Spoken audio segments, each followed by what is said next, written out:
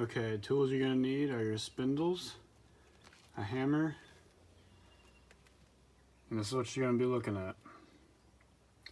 You're gonna wanna loosen this up, spin it up if you wanna go up or down, and then you're gonna wanna turn these.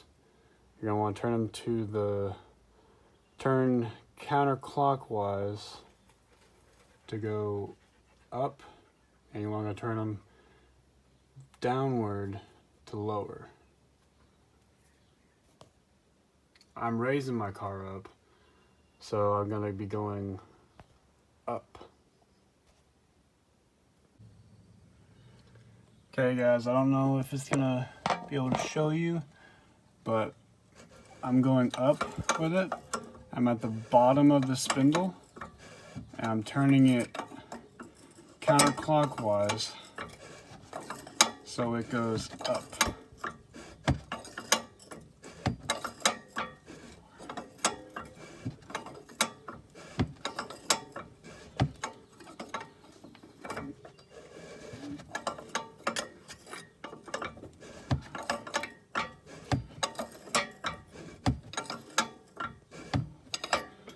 Okay, so I went up 12 times. Like I said, you loosen this up, and that's roughly about an inch and a half. And I'm already raised up, so I wanted to make sure that it was at almost factory ride height.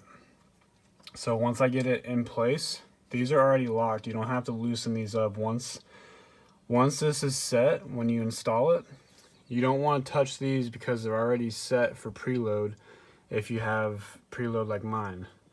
But I loosen this up. Like I said, if you want to raise the car up, you go counterclockwise, you spin these, or you use the spindles, and you go counterclockwise. And if you go the other way, so if I went this way, I'd be lowering the car, but you can't do anything unless you loosen this up first. So now that I went up about 10 times, I'm gonna go ahead and spin this down.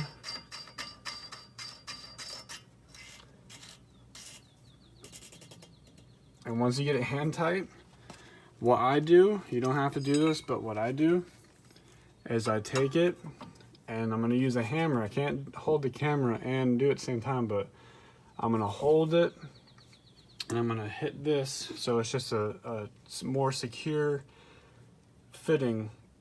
Make sure it's tight, make sure it doesn't come loose on the road, because safety is everything. So I'm gonna go ahead and do that right now. Okay, I just tightened the bottom. So now it's snug. This is snugged. These are all set. Now I'm gonna put the wheel back on, and then I'll show you.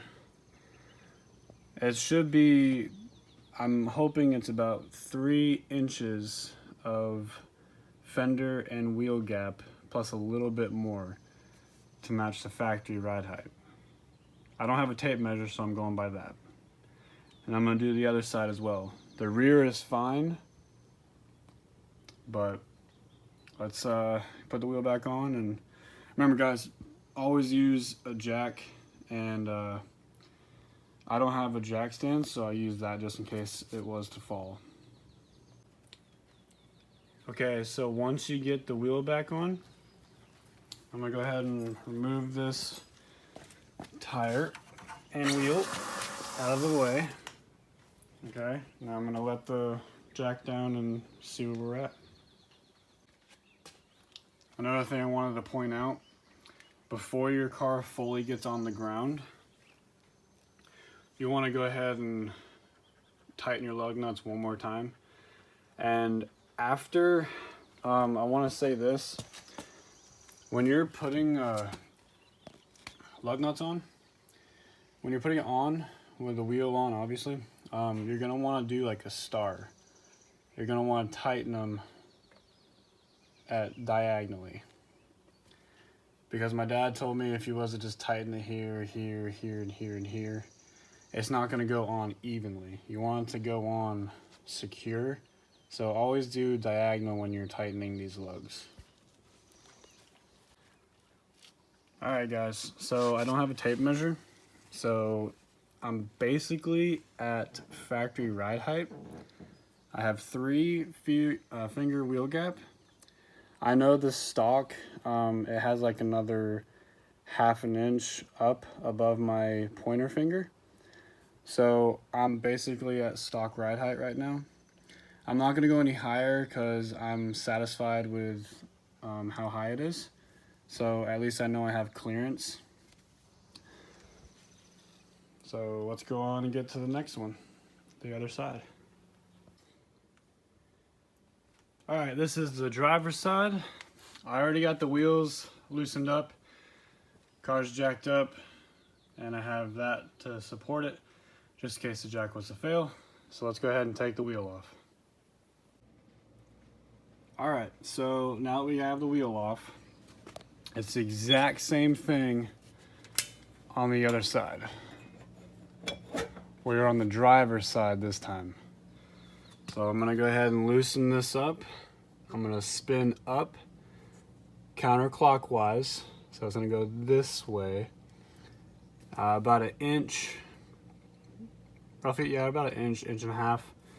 And then once I get this up a little bit more, I'm gonna go ahead and tighten this back down. So I'm gonna go ahead and do that right now. I just wanted to show you, this is how I'm gonna be loosening it up. I'm gonna be going counterclockwise on the driver's side to loosen it up. All right, now that I have it loosened up, I'm gonna go ahead and spin this way because I'm going up. I wanna raise the car up. If you had it loose and you wanted to go down, you would spin this regular, like down, you'd go down. So, but I'm gonna be going this way. So if you wanna raise up the car, you go up counterclockwise. You wanna lower the car, you wanna go downward, you wanna go down. But I'm gonna go ahead and do this real quick. Okay, so I went ahead and went up about 1 inch.